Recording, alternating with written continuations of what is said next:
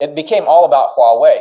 It's actually much more pervasive. It's not even a Trojan horse. It's not even like it's hiding. The better you are at controlling the narrative, the better you are at winning this war. Let's jump into the 5G stuff, right? Let's start there. Something that you recognized early on, you figured out probably one of the hardest things to do in the world, which is how do you gain consensus and get buy-in amongst a myriad of bureaucrats that don't want to ever, commit to anything. What led you to say, this is so important, right? That we need to figure out this 5G thing, right? Like, what was some more color there that really kind of, that light bulb went off and then you said, I've got to make this a key priority? I had reached the point in my career where I was comfortable being done. And so, and not that I wanted to purposely end my career, but I wasn't afraid of taking on a challenge. And so,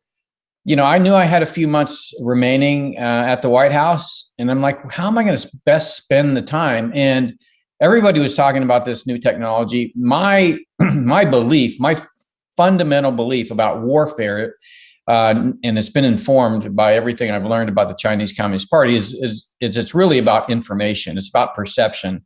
And the better you are at controlling the narrative, the better you are at winning this war.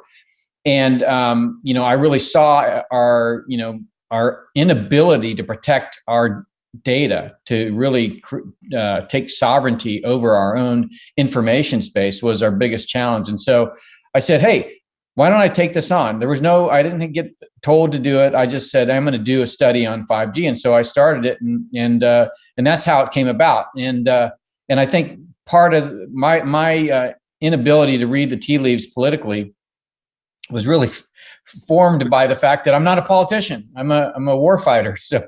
So I went out there and I started, flipping over rocks. And unfortunately, under one of the rocks was the telecom industry, which didn't like people poking around in there. The inherent assumption and concern, which we've talked about on the show, is that if you put Huawei infrastructure into your nation's communication plan, then you have now just, it's not even a Trojan horse. It's not even like it's hiding. Like, you've literally just invited in the enemy.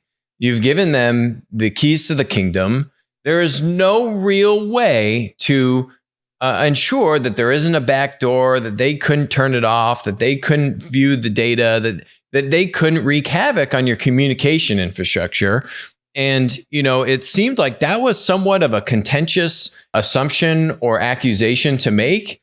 And I mean, it just seems so obvious to me, but it still seems like that is not a moot point. It doesn't seem like people have even fully agreed that risk is a real risk, even though I think your work has been successful to keep Huawei out of the US. And now I think the UK has signed on board with that, and other kind of Western nations and US allies, right? But that's kind of the fundamental underpinning of why you had to keep this thing out. What was it like fighting that battle then? And still, the battle rages on. So first of all, I'm a B2 guy. What do? We take out communication nodes.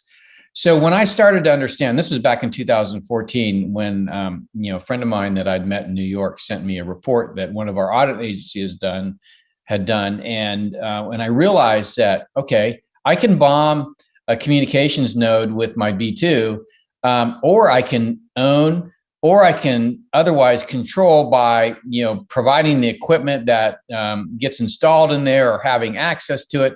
There's so many ways to impact a nation's infrastructure. Bombs dropping from a B2 is just one. And I think that's part of the myopia of Washington, D.C. We've taken warfare, at least our version of warfare, which is applying military force to achieve a political outcome, to its caricatured extreme. Like, if I put one bomb here, then I'm going to make everything, the way I want it. Well, in reality, that's just one way of getting what you want.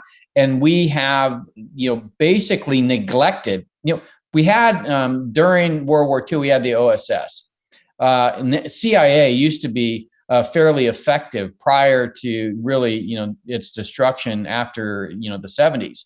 And so we have one way of going after something, and that's dropping a bomb on it. But China has cultivated a myriad number of ways of doing that. And the biggest, mistake I think that the Trump administration did, in following up on what I had done with regard to the report, is it became all about Huawei. It's actually much more pervasive across our tech environment than just Huawei. And Western companies share the same standards and technology. So, it's not just Huawei, it's basically everything.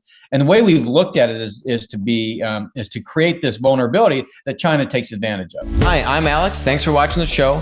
Make sure to hit that subscribe button, but even better, make sure to follow us on Odyssey, follow us on Rumble, and text us 203-646-5159. Text the word Monopoly. You'll be subscribed. You'll get updates about when we're going live, our latest videos, and we'll send you even a little goodie bag. And in the event that we all get banned from big tech, we'll still be connected.